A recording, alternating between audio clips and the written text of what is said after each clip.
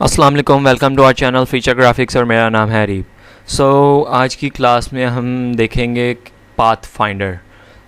Today सबसे पहले मैं अपना एडोबी इलस्ट्रेटर ओपन कर लेता हूँ और यहाँ पर हम पाथ फाइंडर का जो पैनल है वो ओपन कर लेते हैं। तो सिंपली आपने विंडोज़ में आना है और यहाँ पर नीचे जाएंगे आप तो सिंपली पाथ फाइंडर आपको यहाँ पर सिंपली मिल जाएगा।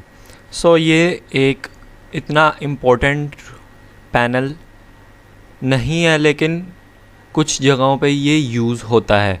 जिस तरह से आइकन्स हम इससे किस तरह से बना सकते हैं। ये फ्रीलांसिंग में ज़्यादातर यूज़ होता है। इसको आपने इतना इजी नहीं लेना, ये आसान है, बहुत ज़्यादा आसान है। सिंपली मैं अभी आपको सारे जो इसके शेप मोड्स और पाथ फाइंडर्स हैं वो सारे मैं आपको अभी समझा दूंगा क्लियरली। इससे आप फिर शेप्स और कोई भी इमेज को ड्रॉ कर सकते हैं। नाउ यहाँ पर मैं एक सर्कल ले लेता हूँ। सबसे पहले जो हमारे पास शेप मोड है वो है यूनाइट। यहाँ पर मैं इसके ऊपर एरो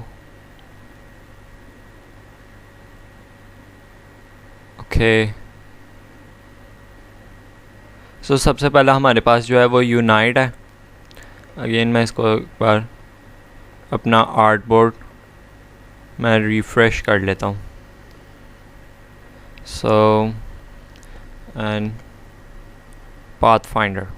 इसका शॉर्टकट से भी आप इसके पैनल को ओपन कर सकते हैं। सिंपली शिफ्ट कंट्रोल F9 से आप इसको सिंपली ओपन कर सकते हैं।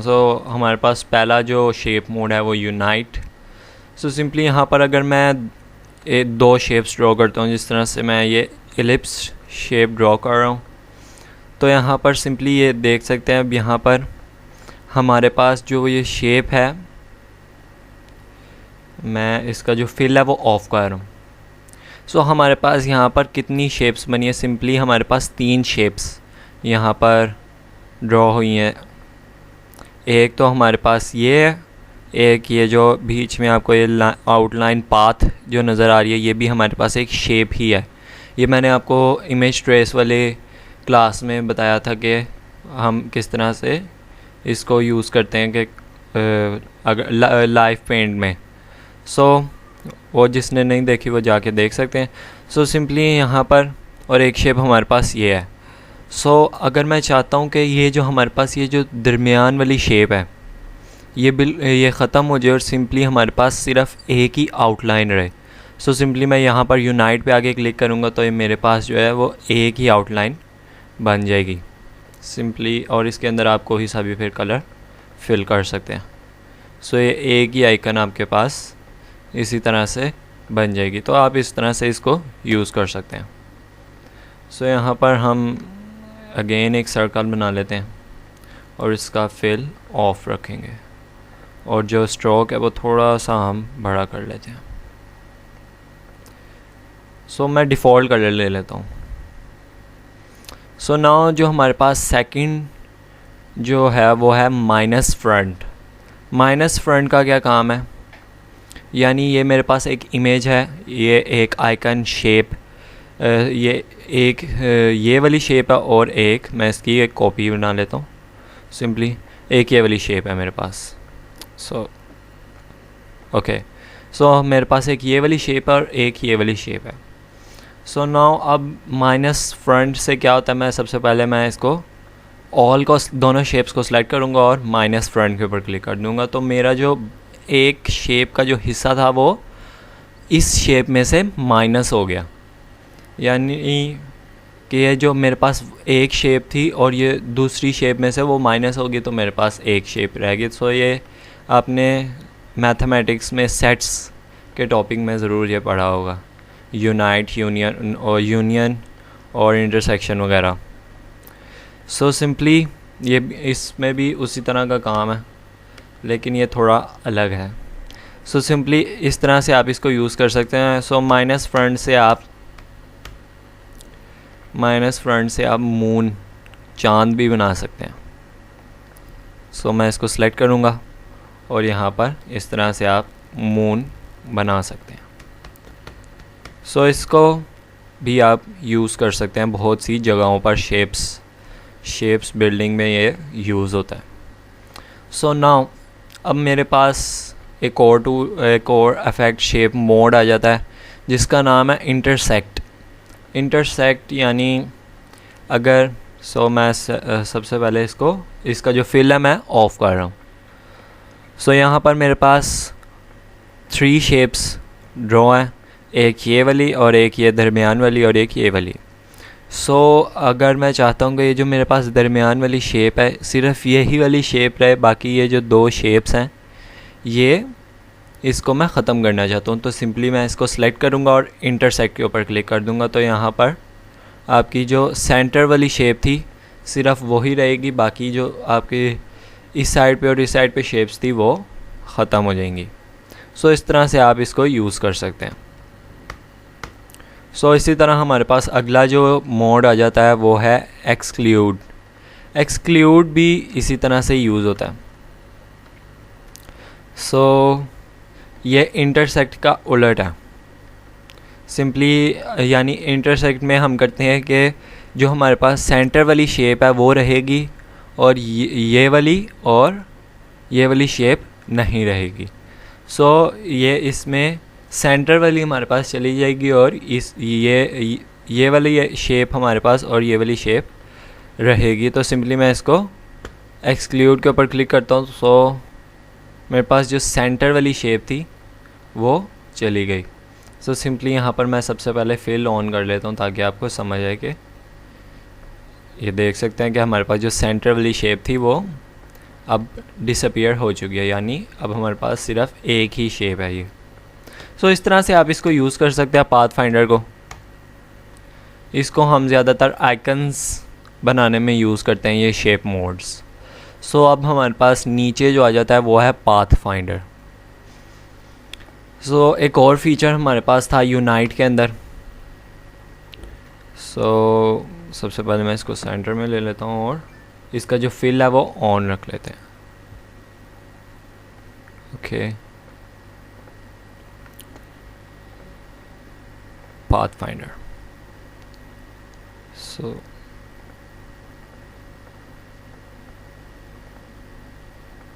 सो अब हमारे पास एक और यहाँ पर इसका फीचर है।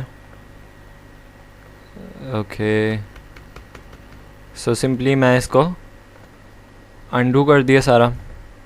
सो नाउ हमारे पास एक और इसका फ़ीचर आ जाता है। अगर यहाँ पर अगर आप अपना एरो लेके जाते हैं यूनाइट के ऊपर तो यहाँ पर लिखा हुआ है alt click to create a compound shape and add to shape area, यानी आपने सिंपली ऑल्ट प्रेस करना है और यूनाइट पे क्लिक करना है। ओके, सो जो अगर हम बग़ैर ऑल्ट के यूनाइट पे क्लिक करें तो ये हमारी जो शेप है उसको एक ही आउटलाइन के अंदर, एक ही शेप के अंदर ये कन्वर्ट कर देता है यूनाइट। सो यहाँ पर हमारे पास जो एक्स्ट्रा पाथ्स थी वो ख़त्म हो गई। सो सिंपली अगर मैं ऑल्ट प्रेस करके यूनाइट पे के ऊपर क्लिक करता हूँ सो ये भी एज़ इट इज़ वही काम करेगा कि हमारे पास जो शेप्स थी उसको एक ही शेप के अंदर कन्वर्ट कर देगा, लेकिन जो इसकी पाथ्स हैं वो हमारे पास जिस तरह थी उसी तरह रहेंगी, लेकिन ये शेप एक ही है। आउटलाइन यहाँ पर देख सकते हैं आप कि सिंपली ये एक ही आउटलाइन है। सो बस इसका यही एक काम था।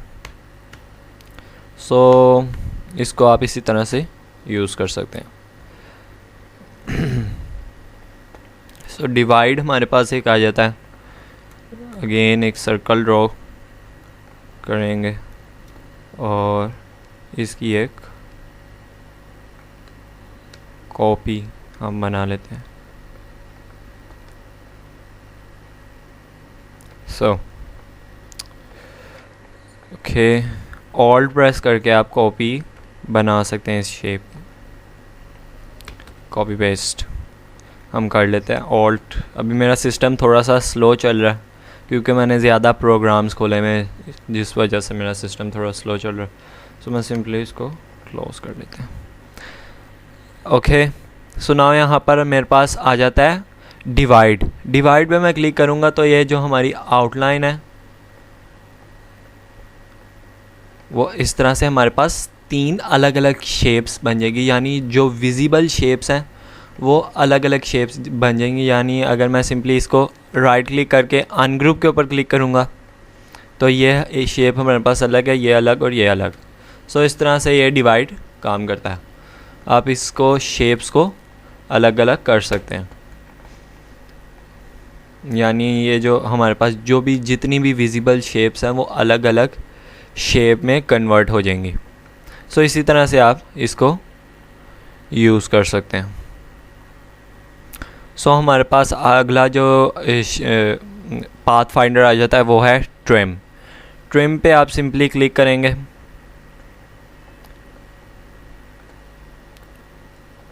सबसे पहले मैं अपना स्ट्रोक मेरा जो है वो डिसेबल हो चुका है तो मैं उसको एनेबल कर लेता हूँ। सो अब हम करेंगे यूज़ ट्रिम।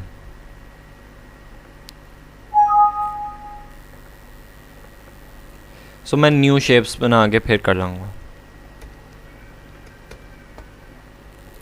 Okay, stroke. सो अब मैं इस शेप को सिलेक्ट करके इन दोनों शेप्स को सिलेक्ट करके ट्रिम के ऊपर क्लिक करूँगा तो ये जो मेरी स्ट्रोक है इसको ये डिसेबल कर रहे हैं। और जो शेप्स हैं हमारे पास वो एग्जैक्ट एक शेप बन चुकी है, यानी हमारे पास ये एक ही शेप है।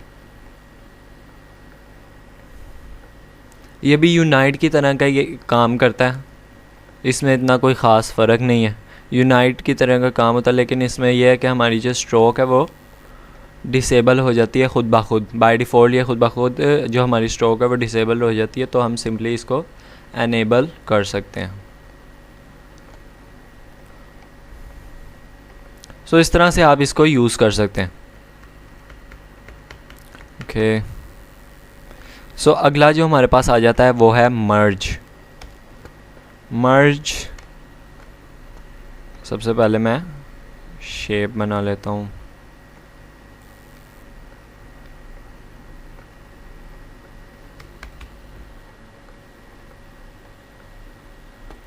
ओके,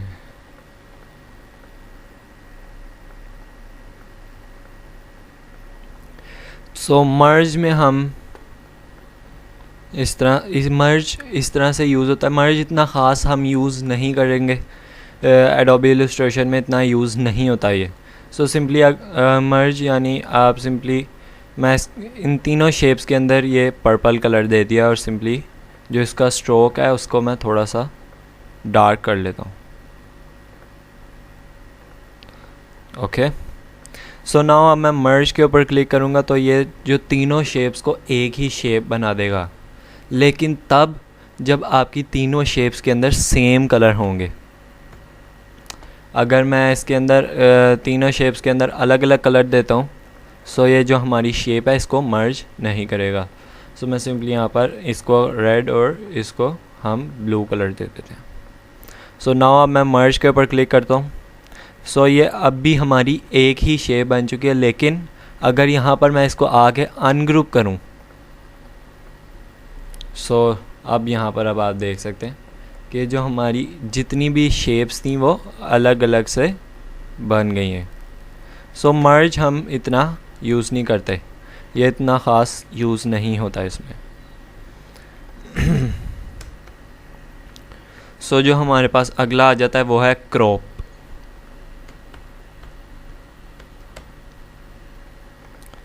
ओके, सो क्रॉप से आप इसी तरह इसको क्रॉप कर सकते हैं, यानी अगर मैं इसके पीछे ये जो मेरे पास रेड सर्कल है इसके पीछे ये वाली शेप रखी हुई है मैंने और इसके साथ ये वाली शेप मैं रखूँगा। सो क्रॉप के ऊपर क्लिक करते हैं और यहाँ पर हमारी जो शेप है वो इस तरह की शेप में कन्वर्ट हो जाएगी। सो ये भी एक क्लिपिंग मास्क की तरह का काम करती है। क्रॉप में क्लिपिंग मास्क की तरह का काम होता है। सो हम इसको भी इतना ख़ास यूज़ नहीं करेंगे। सो हमारे पास अगला जो आ जाता है वो आउटलाइन, यानी आउटलाइन में आपका जो शेप है वो सिंपली उसको एक आउटलाइन में कन्वर्ट कर देगा। यानी अगर जो मेरी जौन से कलर की फिल था वही कलर की वो आउटलाइन उसने बना दी है, ये रेड और ये पर्पल और ये ब्लू। सो इसको भी हम इतना ख़ास यूज़ नहीं करेंगे। और हमारे पास जो लास्ट पाथ फाइंडर आ जाता है उसमें है माइनस बैक। माइनस बैक यानी माइनस फ्रंट का ये उलट है। सो हम दो शेप्स लेंगे, एक को मैं डिलीट कर लेता हूँ। माइनस फ्रंट में क्या था, जो हमारी फ्रंट शेप थी यानी ये वाली जो ये हमारी फ्रंट शेप है, इसको वो इस सेकंड शेप में से माइनस कर देता है। लेकिन माइनस बैक में होता है कि फ्रंट शेप को वो बैक वाली शेप से माइनस कर देता है। सो मैं सिंपली इसको करके दिखा देता हूँ। ओके, ये वाली मैं लेयर्स में जाके ये वाली जो शेप है उसको हम ऊपर ले आएंगे। सो नाउ अब हम करेंगे माइनस। सो यहाँ पर देख सकते हैं कि इसका एग्जैक्ट माइनस फ्रंट का उलट इसने किया। सो इसको आप यूज़ करना चाहें तो कर सकते हैं। और अब हम कुछ शेप्स बनाएंगे पाथ फाइंडर को यूज़ करते हुए। सो यहाँ पर मैंने ये शेप बना ली और इसको हम कलर दे देंगे ग्रीन, कोई सा भी कलर दे देते हैं। और इसका जो मैं स्ट्रोक है वो ऑफ कर। ओके, सो यहाँ पर अब मैं पेन टूल लूँगा और सिंपली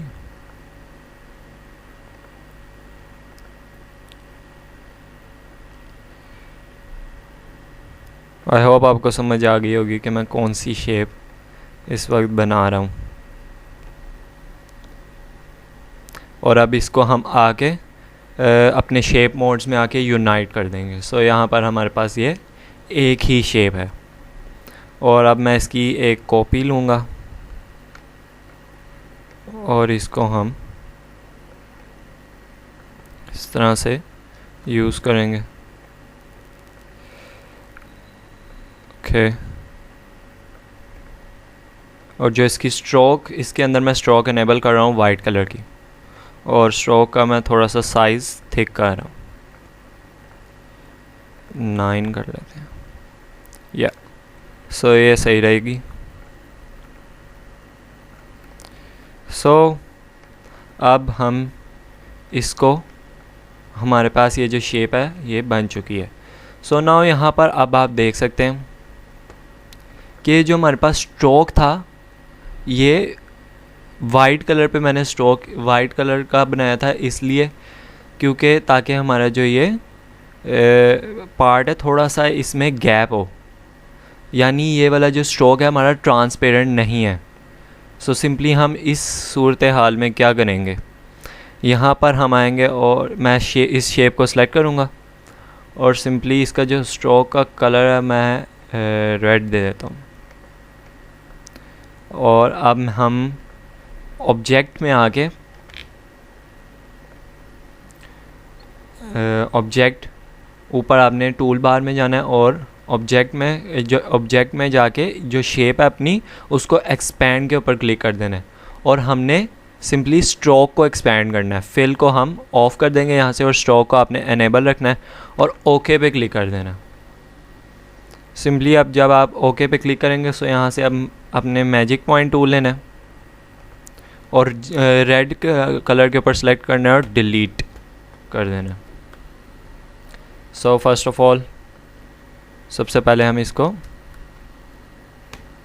ट्रिम कर लेते हैं। ओके, सो अब हमने इसको ट्रिम कर लिया और अब हम मैजिक पॉइंट्स टूल से रेड कलर को सिलेक्ट करेंगे और डिलीट कर देंगे। सो नाउ अब जो हमारा ये जो वाइट एरिया ये ट्रांसपेरेंट हो चुका है, यानी अगर मैं इसको किसी भी बैकग्राउंड के ऊपर रखूँगा तो ये उसी कलर में हो जाएगा, यानी ये ट्रांसपेरेंट हमारे पास बैकग्राउंड है। सो इस तरह से आप इसको यूज़ कर सकते हैं। सो यहाँ पर एक हम आइकन तो बना चुके हैं। इसी तरह से हम और भी आइकन्स बना सकते हैं, जिस तरह से मैं आपको एक और आइकन बना के दिखाता हूँ। और सिंपली हम इसके अंदर डिफ़ॉल्ट कलर ही देंगे। डिफ़ॉल्ट कलर मैं इसमें से दे देता हूँ, और एक और एलिप्स टूल लेंगे हम और यहाँ पर बनाएंगे। सो यहाँ पर अब मैं एक रोटेट टूल लूँगा। रोटेट टूल को मैं यूज़ करूँगा और सिंपली जो ये जो सर्कल है इसके सेंटर पॉइंट में आके हम क्लिक कर देंगे।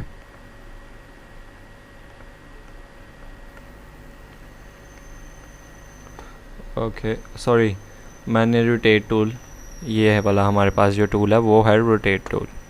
मैंने गलत टूल को सिलेक्ट कर दिया था। तो सिंपली अब ऑल्ट पे प्रेस करके आपने इसकी कॉपीज़ बनाते जाना है, और इस तरह से आप इसकी कॉपीज़ बना सकते हैं। सो और यहाँ पर इसके सेंटर पॉइंट पे हम एक सर्कल बनाएंगे। सो अब हम यहाँ पर इसको ऑल को सिलेक्ट करेंगे और इसमें हम यूनाइट नहीं यूज़ करने वाले, इसमें हम यूज़ करेंगे माइनस फ्रंट। सो नाउ यहाँ पर जो हमारी शेप थी वो रेडी हो चुकी है, यानी ये जो हमारी शेप है ये सेटिंग का जो आइकन होता है उसकी तरह की ये शेप है। सो इस तरह से आप अपनी शेप्स और आइकन्स को बना सकते हैं। सो मैंने कोई इतनी ख़ास शेप्स नहीं बनाई। अगली क्लासेस में हम देखेंगे शेप्स। एक अलग से मैं क्लास रख लूँगा शेप्स बनाने वाली, जिसमें मैं आपको सारी इस तरह की जितनी भी शेप्स हैं वो बना के बताऊँगा। सो सिंपली आप इसी तरह से इसको यूज़ कर सकते हैं। और ये वाली जो शेप्स हैं ये ज़्यादातर यूज़ होती है बिज़नेस कार्ड्स में और वेबसाइट डेवलपमेंट में, यानी फ्रीलांसिंग में ये ज़्यादातर यूज़ होती हैं। सो इसको आप यूज़ कर सकते हैं। और अगर आपको आज की वीडियो अच्छी लगी हो तो इस चैनल को सब्सक्राइब करें और बेल आइकन को दबाएं ताकि हर नई आने वाली अपडेट्स आपको मिलती रहें। So thanks for watching.